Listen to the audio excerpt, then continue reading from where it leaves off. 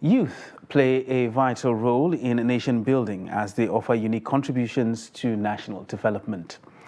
Education activist Amina Abubakar stated this in an interview with Trust TV. The report.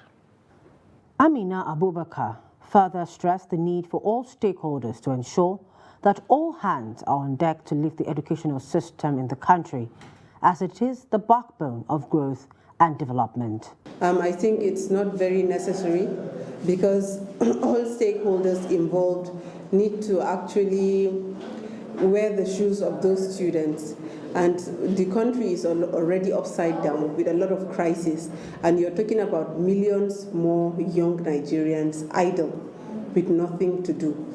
Some of them have businesses they run in these universities. So aside just being idle, they are also out of market. She added that the prolonged strike will further reduce the performance of students and pave way for hooliganism, among other societal ills. The education activist called on the federal government to give priority to education by implementing the promise it made in 2016 to allocate 15 or 26% of the total budget to education. Another very important demand that the federal government has not really lived up to its words, like the president made a promise in 2016 in the summit in London, that they are going to key into UNESCO's minimum recommendation for the national budget of at least 15% or 26% earmarked for education.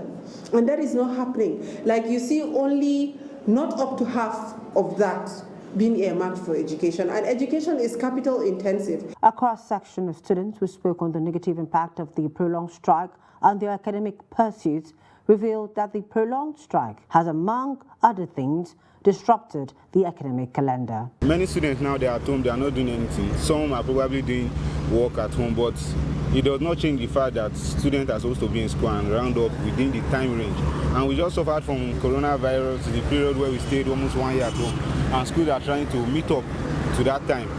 Like they are trying to meet up again so that everything will be in place. But now again, they are going on strike. So it's really, really bad. I've been in school for a very, very long time, and almost every section I must have strike. It is a kind of conjunction between the government and ASUU itself.